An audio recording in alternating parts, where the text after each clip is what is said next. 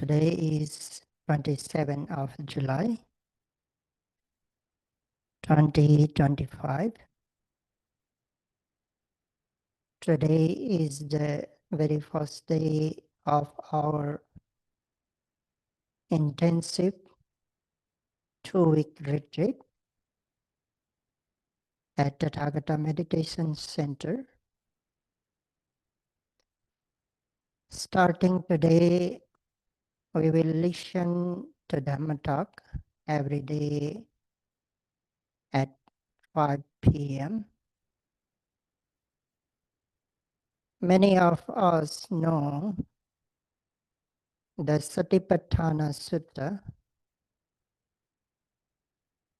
the discourse on the foundation of mindfulness, mentions the 7 benefits can be enjoyed by diligent practitioners. The first and the foremost benefit is the purification of the mind. The second is the overcoming of sorrow. The third is overcoming of lamentation. The fourth is disappearance of physical pain. The fifth is the disappearance of mental pain. The sixth is the attainment of heart knowledge. And finally, the seventh is the realization of Nibbana, cessation of all sufferings. In addition to these, there are many other benefits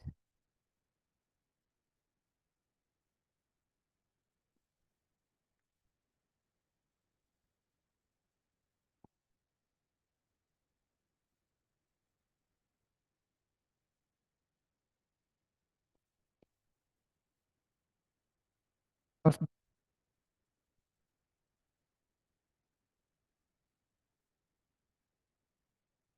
controlling faculties.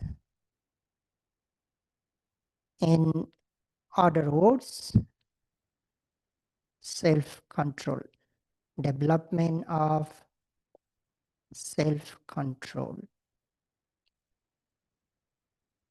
We can develop self-control through the practice of meditation. Self-governing or self-mastery is one of the most crucial quality for living a happy and fulfilling life. Many of we don't have self-control. We lack this quality, and as a result, we not only suffer by ourselves, but also harm other beings. So during this 2-week retreat, we will focus on development of controlling faculties. This is technical word. According to the theory, developing the controlling faculties. Simply, we can say developing self-control through meditation and developing peace, calm, tranquility, mental bliss through the development of controlling faculties, because it is deeply rooted in the development of controlling faculties. But what exactly is self-control? And which aspect do we tend to lose self-control? Why do we need it? What are the advantages of having it? And what are the disadvantages of lacking it? Generally, self-control is defined as the ability to regulate one's behavior, including emotions, thoughts, actions, in order to achieve goals, and suppressing impulses. But it is not merely about regulating behavior, suppressing urges, emotions, impulses. It touches many aspects of our lives. Often we lack self-control over our physical, verbal, and mental actions. As a result, we engage in physical misconduct, verbal misconduct, and mental misconduct. Physically, we may harm or kill other beings. We may take what is not given in unethical and in illegal way, or we may commit sexual misconduct.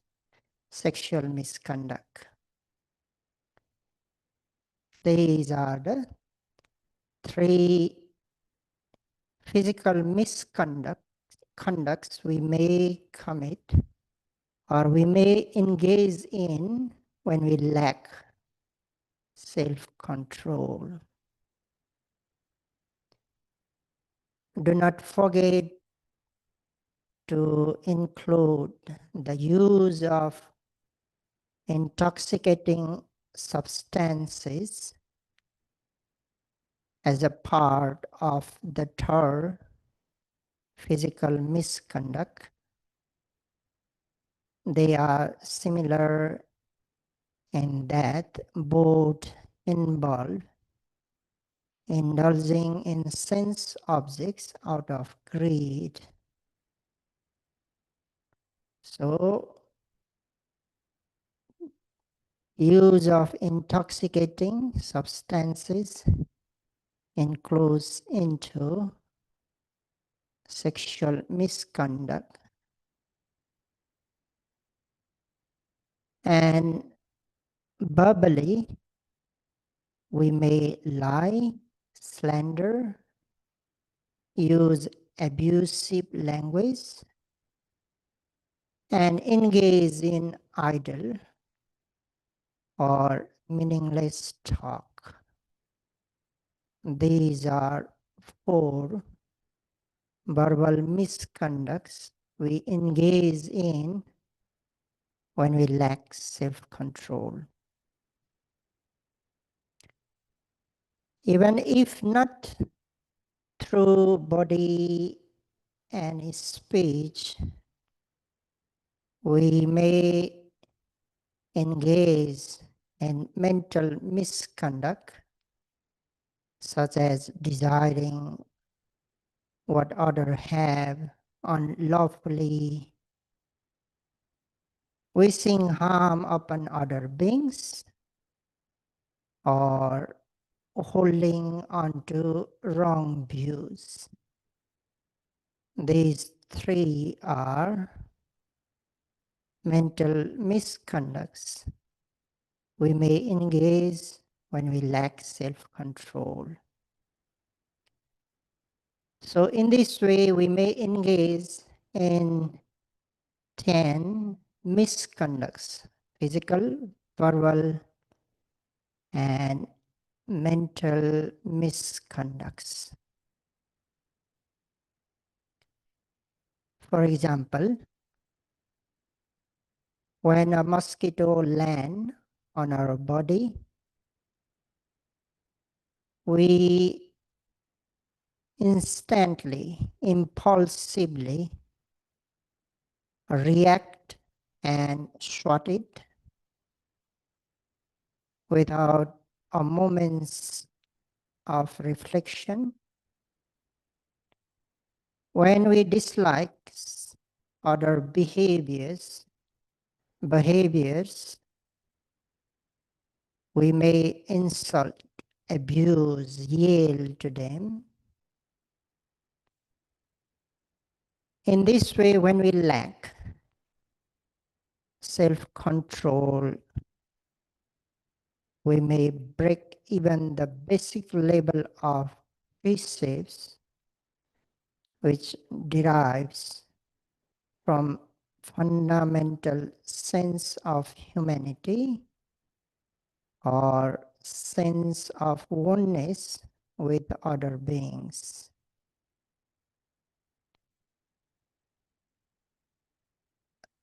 This is how we break even the 5 precepts when we lack the self-control.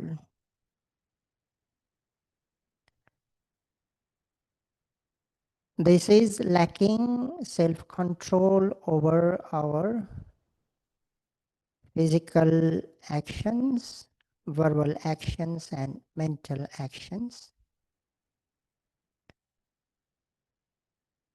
The second aspect in which we lack self-control is sense doors. There are 6 sense doors. The eye or eye base for visible objects, the ear or ear base for audible objects, the nose or the nose base for smellable objects, the tongue or tongue base for testable objects,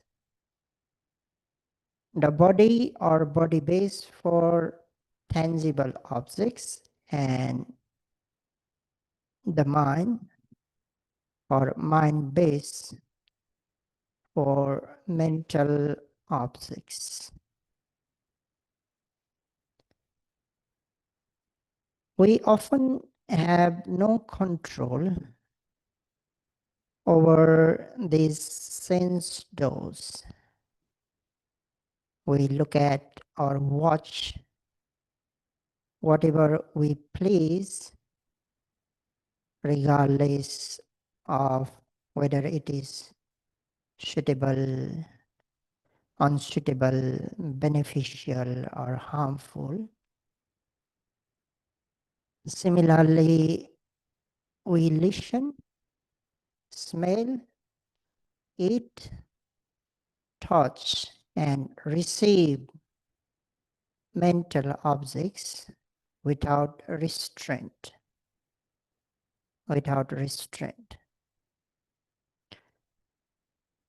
Mostly we leave our sense door unguarded, Hence, defilements enter freely in our mind stream. Defilements enter freely in our mind stream. So, for instance, like when there is no restraint over eyes, we begin to take in objects in detail. At first, we simply perceive someone as a man or a woman. Then we assess whether they are attractive or unattractive. Gradually, we focus on specific features, the face, eyes, nose, cheeks, and so on, which deepens our perceptions and straightens attachment or aversion. In this way, the unguarded eye becomes a doorway for desire to grow. In this way, we lack control over sense door, and I would like to mention the other minor physical activities under this aspect, like cracking knuckles, scratching, shaking knees, etc. They are not indeed considered unwholesome actions, but they fall under the domain of sense restraint. Like at times, thousands of monks would gather around the blessed one. Yet not a single monk make a slightest movement of hand or foot, crack knuckles, cough, clearing cough, or like cause the resulting or noise. So just imagine the pin drop silence in which thousands of monks sat surrounding the blessed one. It is because of self-control. The King Asoka, you might have heard about King Asoka. King Asoka became devoted to 7-year-old novice simply by seeing his refined, well-guarded, well-restrained deportment. But when we lack self-control, our deportment become not refined, not guarded, not well restrained. So that is also why I mentioned here the minor physical activities And it is also because a meditator's bodily activities become refined, well guarded, well restrained as they keep progressing in practice. Later, they become capable to note even minor activities such as blinking of the eyes, moving eyeballs, slight movements of fingers, slight movements of body, sneezing, coughing, swallowing saliva, and so on. Not only those minor activities, but intention of those minor activities as well. Meditators become able to catch intention of blinking of eyes, intention to move eyeballs up to down, down to up, and so on. Intention to sneeze, intention to cough, intention to yawn, of course, intention to swallow saliva, intention to move the fingers, and so on. And when they become able to catch the intention of those minor activities, then those minor activities remain well guarded or become refined and well restrained. So this is about lack of self-control over sense doors. The third aspect in which we lack self-control is none other than mental defilements. None other than mental defilements. Of course, the term control over defilements is not generally used. Instead, we use eradication, elimination, uprooting of defilements. But still, in some contexts, it is acceptable to use terms like control over greed, control over anger, and so on. We can still use these terms. So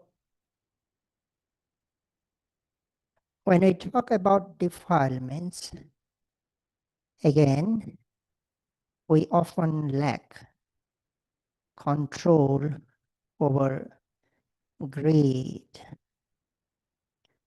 Control over greed. We just indulge. Instead we indulge it.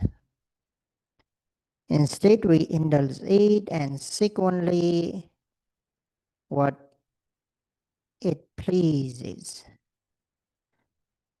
We rarely make any effort to resist the greed.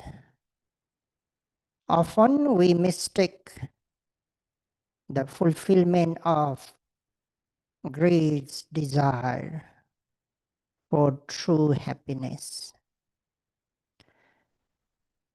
Just as fire never says enough to fuel, greed never says enough to desirable objects. A fire continues to burn as long as it is fed. The more fuel you give it, the more it consumes. Never satisfied, never complete. In the same way, greed or craving or attachment constantly seeks more, no matter how much we gain, no matter how much we possess or consume. The mind driven by greed always wants something else. We may think, if I just have this one more thing, I will be content. But once we get it, the satisfaction is fleeting. Soon a new desire arises. This cycle repeats endlessly, like a hunger that cannot be filled. A thirsty person drinking salty water, the more they drink, the thirstier they become. Greed, like fire, does not know moderation. We don't just lack control over greed, but become slave of greed.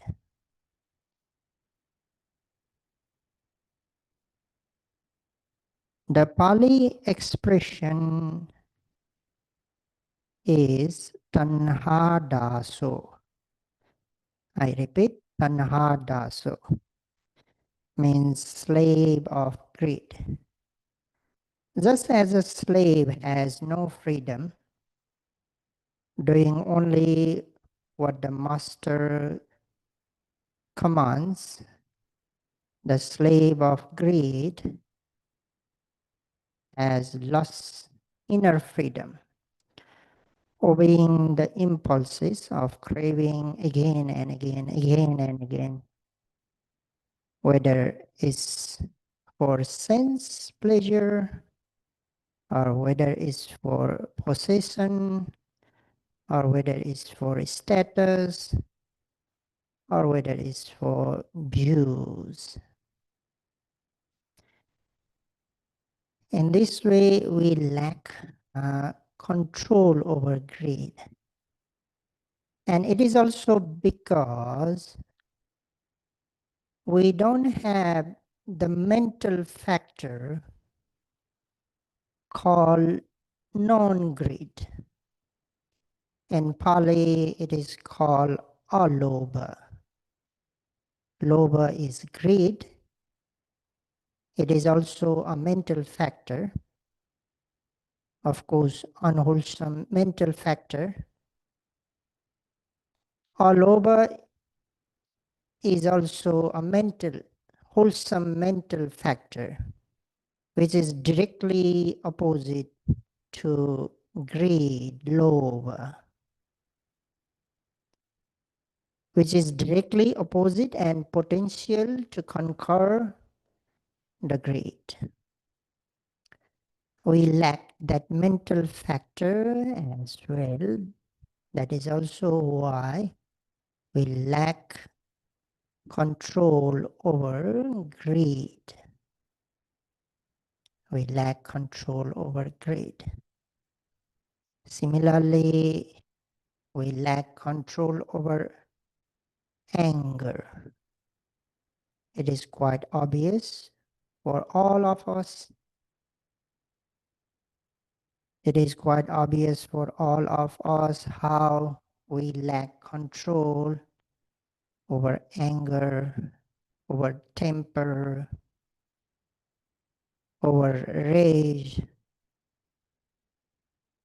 Again, we simply lack control over anger, or because we don't have the mental factor which is directly opposite to anger, that is non-hatred. In Pali, adosa, non-hatred, we lack. Or we don't have loving kindness as well, metta, which is also opposite to anger. That is also why we lack control over anger. Similarly, we don't have generous mind to overcome the stinginess. We don't have the mental factor which rejoice in others' prosperity and welfare. And because of that, we have jealous mind. When we lack rejoicing mind, then jealous mentality arises. So jealous mentality overtakes. Similarly, since we are talking about the 5 mental qualities, controlling faculties, like sati, we don't have mindfulness, hence negligence is there. We don't have control about negligence. We don't have control over restlessness, since we don't have concentration, samadhi. We don't have wisdom, knowledge, intuitive knowledge. Hence, we fall victim to illusion or delusion. We don't have control over laziness because we don't have the mental quality of effort, ardent effort. So in this way, we lack control over defilements because we let defilements to arise in our mind stream, or our mind is not well guarded, not well protected. On another hand, we don't possess or we don't have the good mental qualities, wholesome mental qualities, which are directly opposite to those defilements.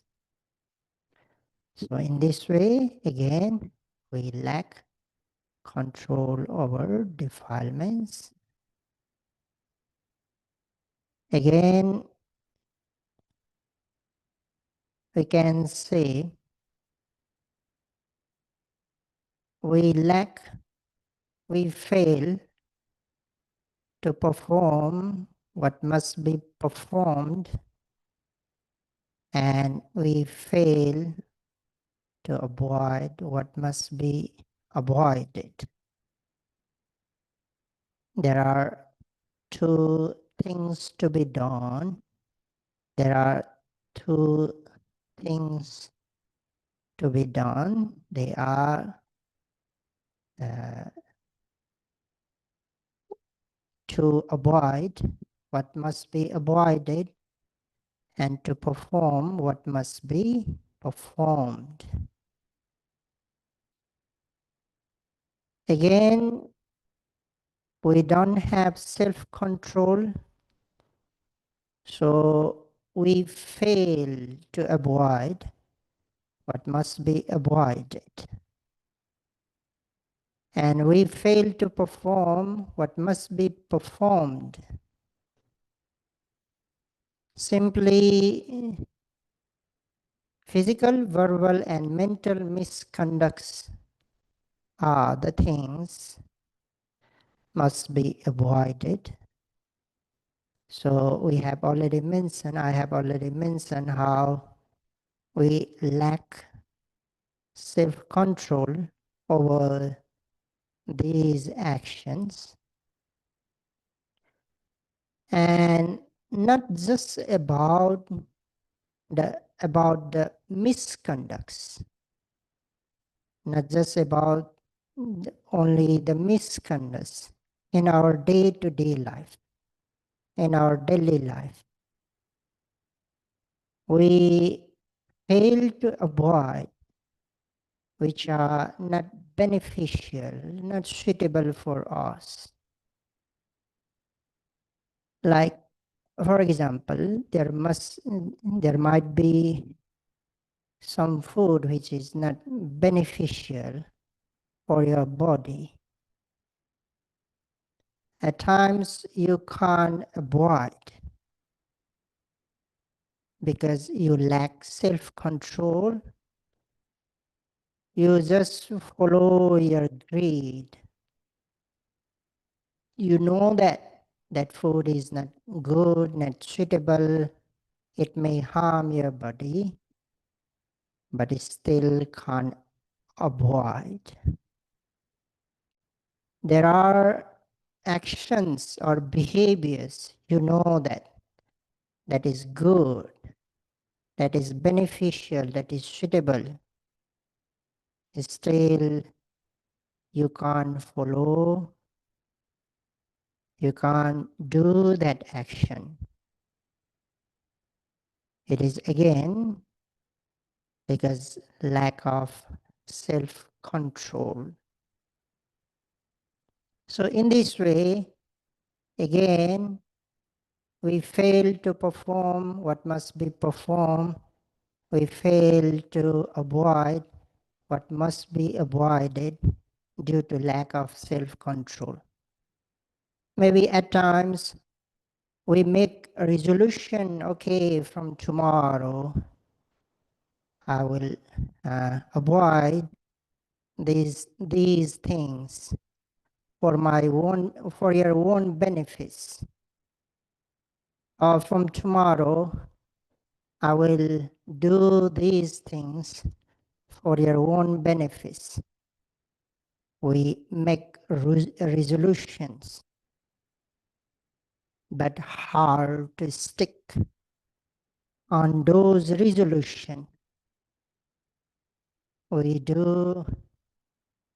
may do for 2-3 days, then after we can't stick on those resolutions. Have you ever heard about the resolution of wolf? Okay, this comes from Jataka story, very short story. At times, a wolf lived on the rock at the Ganga's bank, One day, unfortunately or unexpectedly, winter flood came and surrounded the rock. Then the wolf remained there. He lied on the rock, no food, and no way to getting it. The flow kept rising and rising for a couple of days. At that time, that wolf pondered, I lie here, no food, nowhere to go or can't go anywhere. So it would be better to keep Sabbath, or it would be better to observe 8 precepts. So he made a resolution. Okay, we'll keep 8 precepts. The king of God, Sakka, or also called as Indra, in his meditation, he discovered the resolution of the wolf, and he wanted to make sure how strong the resolution of wolf is. So the king of God, transformed himself as a wild sheep and appeared on the rock near to the wolf. When wolf saw the wild sheep, now the wolf pondered, oh, I can keep the Uposatha next day. So then he tried to catch that sheep. So yes, it is not, he didn't succeed because it is not a simple wild sheep. It is like he is God of a king of God. So after trying several times, when he couldn't catch again, he sat on a side of rock and ponder again. My Uposatha has not broken yet. So that is the resolution of wolf. Means in this story, the moral is, if you have weak resolution, then you can't stick on your resolution. If your mind is weak, you can't stick on your resolution. Or here we can say, if you don't have self-control, then you can't stick on your resolution. You will keep saying tomorrow, tomorrow, and tomorrow never comes. So again, this is because lack of self-control. And if we summarize all these aspects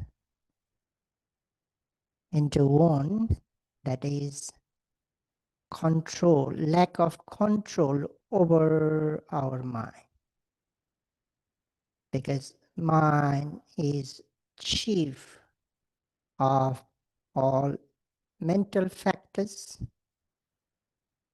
Mind is forerunner of all physical, verbal, and mental actions. So simply, we don't have control over our mind, especially because all the physical, verbal actions are manifestation of the mind. We want to kill, so we kill, that's why we kill. We want to take what is not given, that is why we take. We want to commit sexual misconduct, that is why we commit sexual misconduct, and so on.